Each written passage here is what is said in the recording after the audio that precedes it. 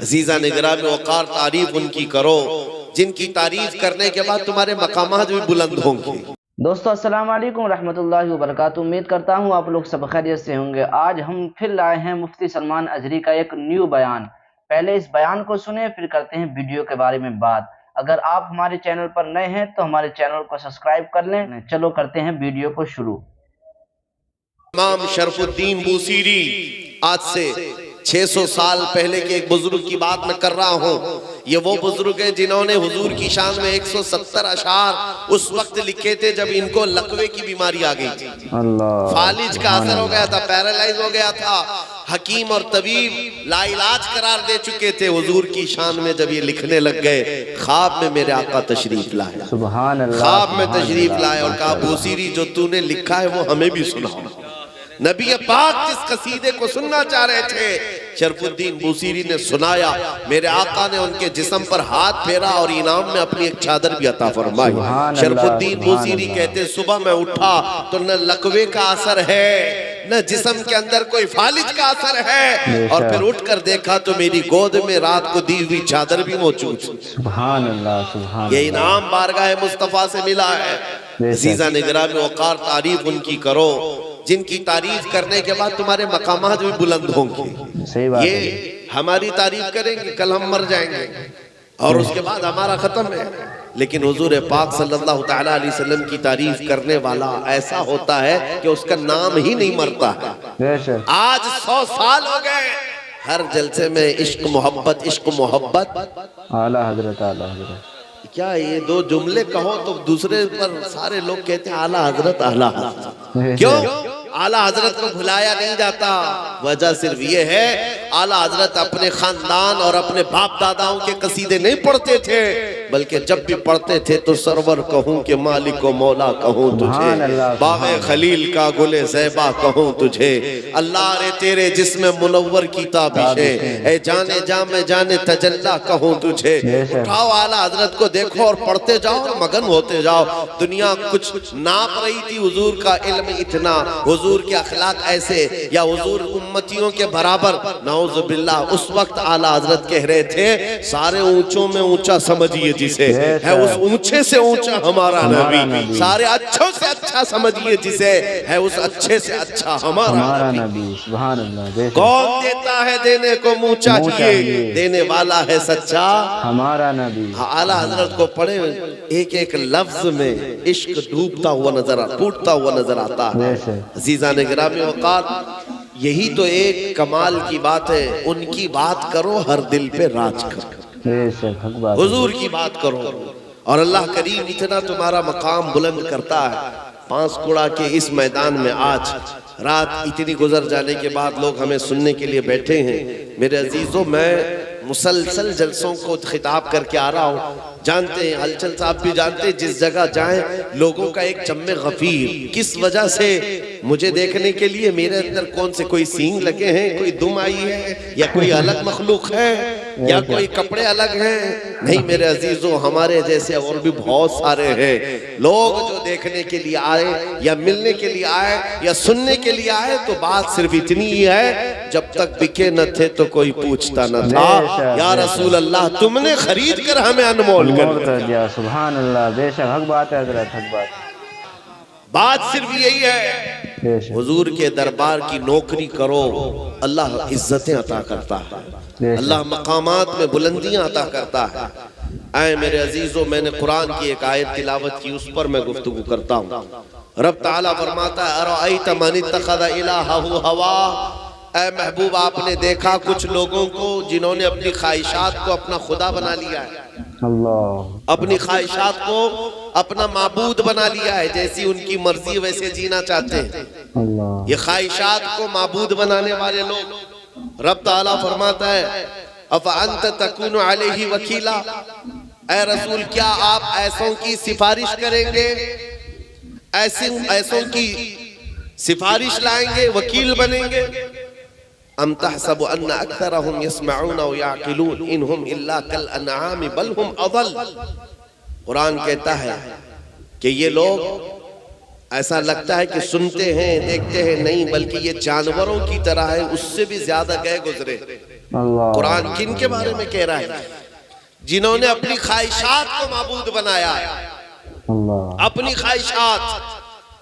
میرے عزیزو، اسلام اسی چیز کی نفی کرتا ہے۔ تم یہاں پر جینے کے لیے زمین پر آئے تو کبھی یہ جملہ نہیں کہنا میری لائف ہے، میری چوائس ہے، مجھے جیسا جینا ہے میں فیصلہ کروں گا۔ نہیں، اس روئے زمین پر جینا ہے تو اللہ کی مرضی سے، اس روئے زمین پر جینا ہے تو حضور کی مرضی سے انشاءاللہ۔ اپنی خواہشات کو جب تک حضور کے قدموں پر قربان نہیں کرتے تم مومن ہو ہی نہیں سکتے۔ لا یؤمن احدکم حتی یکون ہواہ تبعا لما جئت بہ۔ حدیث پاک ہے، حضور صلی اللہ علیہ وسلم فرماتے ہیں تم میں سے اس وقت تک کوئی مکمل مومن نہیں ہو سکتا جب تک وہ اپنی خواہشات میرے لائے ہوئے دین کے موافق نہیں کر دیتے۔ تمہیں حضور پاک صلی اللہ تعالیٰ علیہ وسلم کی مرضی کے مطابق جینا ہوگا۔ ایک چیز میں آپ کو بتاؤں، یہ میری چادر ہے، میں اس کو 4 اس طرح فولڈ کر کے پہنوں، 2 مرتبہ فولڈ کر کے پہنوں، میرا اختیار ہے، یا اس کو میں ٹکڑے کر کے پہنوں، یہ میرا اختیار ہے۔ جس کی جو چیز ہوتی ہے اس کا اختیار ہوتا ہے۔ آپ کا موبائل ہے، آپ اس وقت اٹھا کر کے میسج دیکھیں کہ کال کریں کہ کوئی بھی چیز دیکھیں، آپ کا اختیار ہے۔ آپ کی چیز پر آپ کا اختیار ہوتا ہے، حق بات ہے۔ لیکن آپ نے کبھی یہ سنا ہے کہ نہیں سنا، سوسائڈ کرنا اسلام میں جائز ہے؟ حرام ہے۔ یعنی آتم ہتیا کرنا، خودکشی کرنا اسلام میں اس کی اجازت ہے؟ نہیں ہے، بلکہ حدیث میں سیدھا جہنم میں جائے گا جس نے سوسائڈ کیا۔ اب سوچو میرے عزیزو، جان تمہاری ہے، تم اپنی مرضی سے جب جی سکتے ہو تو اپنی مرضی سے مر کیوں نہیں سکتے؟ اپنی مرضی سے آدمی مر کیوں نہیں سکتا؟ خود کو مار کیوں نہیں سکتا؟ خود کو پھانسی پر لٹکا کیوں نہیں سکتا؟ اپنی مرضی سے مرنا تمہارے لیے اسلام میں اس کی اجازت ہے ہی نہیں۔ وجہ کیا ہے؟ وہی فارمولہ ہے، وہی فارمولہ ہے، اپنی چیز ہو تو استعمال کرنے کی اجازت ہے۔ جان تمہاری خود کی ہوتی تو تم جان لے سکتے، جان کے مالک تم نہیں ہو اس لیے تم اپنے ہاتھوں سے جان نہیں لے سکتے۔ جان کے مالک رقاب الامم، تاجدار مدینہ کی ذات۔ سبحان اللہ، سبحان اللہ، بے شک رسول کریم صلی اللہ تعالیٰ علیہ وسلم کی مرضی کے مطابق تمہیں جینا، بے شک، اور اللہ کریم تمہاری جانوں کا اس طرح سے بہ جانے کو یا ختم کرنے کو کبھی ہرگز اجازت نہیں دیتا۔ عزیزان گرامی، یہ جملہ پھر کبھی نہیں کہنا کہ مجھے میری مرضی سے جینے دو۔ جیسے آج اس ترقی یافتہ دور میں عورتوں کو بھڑکایا جاتا ہے، پاکستان جیسے ملک میں سننے کو ایک اچھا لگتا ہے، لوگ بہت سارے مسلمان ہیں، ایسے ہیں ویسے ہیں، لیکن جانتے ہیں کئی عورتیں سڑکوں پر وہاں بینر لے کر کے نکلتی ہیں کہ میرا جسم میری مرضی۔ نعوذ باللہ من ذالک، یعنی عورتوں کو یہ ورغلایا گیا، ان کو سڑکوں پر لایا گیا ہے۔ تم 4 دیواری کے اندر بیٹھنے والی عورت کیوں بنتی ہو؟ نکلو باہر، جیسے تمہارے مرد اپنی مرضی سے جیتے ہیں تم بھی جیو۔ تو عورتیں بھڑک گئی اور کہنے لگ گئی ہاں صحیح کہہ رہے ہو، اسلام نے تو ہم کو 4 دیواری میں قید کر کے رکھا ہے، مسلمانوں نے بند کر کے رکھا ہے، میرا جسم میری مرضی۔ یعنی ایک عورت چاہے جتنے ان کے پاس جائے وہ اپنی مرضی کے مطابق جینا چاہتی۔ میرے عزیزو، اگر تم کو اپنی مرضی سے ہی جینا ہے تو تمہارا اسلام سے کیا تعلق ہے؟ اسلام سے کیا تعلق ہے؟ اسی لیے میں آپ سے کہتا ہوں، خواہشات کو قتل کرو، خواہشات کو مار دو، تب تم مقامات کو دیکھو گے، ایمان کی لذت پاؤ گے۔ ابھی آپ جلسے کے متعلق سن رہے تھے، میں آپ کو اس بات کا پھر خصوصیت کے ساتھ، وضاحت کے ساتھ یہ اعلان کرتا ہوں، ایسے 1000 جلسے، ایسے 1000 جلسے فجر کی 1 رکعت کے برابر نہیں ہو سکتے۔ حق بات ہے۔ کیوں؟ اس میں تم تو آئے ہو رات جاگنے کے حساب سے، کھا رہے ہیں، پی رہے ہیں، دیکھ رہے ہیں، اٹھ رہے ہیں، بیٹھ رہے ہیں۔ فجر میں اٹھنا اپنی مرضی کے خلاف ہوتا ہے، اپنی خواہش کے خلاف کرنا پڑتا ہے. ٹھنڈیوں کا وقت ہے, بستر گرم لگتا ہے, نیند اچھی آتی ہے, ان سب کو چھوڑ کر کے اٹھنا اپنی خواہش کے خلاف کرنا ہوتا ہے, اور یہی کام جو کرتا ہے اسے ایک جہاد کا ثواب بھی ملتا ہے. سبحان اللہ, اس کو جہاد کا ثواب ہے. لیکن یہاں پر بھی آج حالات یہی ہے کہ جو ہمارے من میں آئے, ہماری طبیعت میں آئے, اس کو ہم عمل کرنا چاہتے ہیں. نوجوانوں داڑھی کیوں نہیں رکھتے؟ اس لیے کہ تمہاری خواہش کے خلاف ہے یہ بات. دنیا تانا مارے گی, ملا کہے گی, پرانا آدمی کہے گی, اس لیے شرم آتی ہے. اور اس طرح کی شرم کو حیائے شیطانی کہا جاتا ہے. گناہ کرنے سے شرم آنا چاہیے, سنت پر شرم نہیں.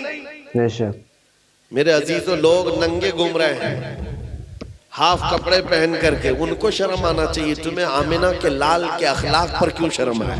بے شک سبحان اللہ, تمہیں شرم نہیں آنی چاہیے. لیکن اپنی خواہشات کے خلاف جب کام کرو گے تو تمہارے لیے جنت کے ہر دروازے کھول دیے جاتے ہیں. سبحان میرے اللہ, آقا صلی اللہ علیہ وسلم کی حدیث ہے, من تمسک بسنتی عند فساد امتی فلہ اجر 100 شہید. ایسا زمانہ جب آ جائے میری امت پر کہ جب فساد ہو, فساد کا مطلب یہ ہے کہ لوگ اسلام کو ہلکے میں لینے لگ گئے ہوں, اس وقت تم حضور کی ایک سنت کو زندہ کرو گے, اللہ تمہیں 100 شہیدوں کا ثواب عطا کرے گا. سبحان اللہ, سبحان اللہ. آج یہ اس چیز کی ضرورت ہے نوجوان. بے شک جلسے کر کے تم نعرے لگا کر کے اگر انٹرٹینمنٹ کا ذریعہ سمجھتے ہو تو یہ فضول ہے, نہ کرو اس چیز کو, نہ کرو. ہاں اگر انقلاب لانا ہے تو عہد کر کے اٹھو کہ مجھے حضور کے اخلاق پر جینا, مجھے حضور کی سنتوں پر جینا ہے. دنیا کیا کہتی ہے مجھے اس سے کیا سروکار. میں قبر میں جاؤں گا تو دنیا کو منہ نہیں دکھاؤں گا, تاجدار مدینہ کو دکھانا. حضور کیا سامنا کرنا ہے. عقیدہ ہے کہ نہیں تمہارا؟ قبر میں حضور تشریف لائیں گے, عقیدہ ہے. اور حشر میں حضور کی شفاعت ہوگی, عقیدہ ہے. نبی پاک صلی اللہ تعالیٰ علیہ وسلم کے بے ان کے واسطے خدا کچھ عطا کرے, ہاشا غلط یہ حوث بے بصر کی ہے. حضور کو چھوڑ کر کے کچھ ہوگا نہیں, بخدا خدا کا یہی ہے در, نہیں اور کوئی مفر مقر. جو وہاں سے ہو یہیں آ کے ہو, جو یہاں نہیں تو وہاں نہیں. بے شک سبحان. دوستوں کہ جیسے آپ نے یہ بیان سنا کہ ہمیں کسی کی تعریف نہیں کرنی ہے, کسی کو سپورٹ نہیں کرنا ہے, بلکہ ہمیں حضور صلی اللہ تعالیٰ علیہ وسلم کے بتائے ہوئے طریقے پہ چلنا ہے, حضور کو فالو کرنا ہے, ان کی سنتوں کو فالو کرنا ہے. اور بھی بہت سی چیزیں آپ نے اس میں سنی, جو سمجھدار ہیں وہ سمجھ گئے ہوں گے. باقی اگر آپ اس طریقے کی ویڈیو, اس طریقے کے بیانات سننا چاہتے ہیں تو ہمارے چینل کو سبسکرائب کریں, اور آپ کمنٹ باکس میں بتائیں کہ آپ کو یہ ویڈیو کیسی لگی. چلو دوستوں, ملتے ہیں دوسری ویڈیو کے ساتھ. جب تک کے لیے السلام علیکم ورحمۃ اللہ وبرکاتہ.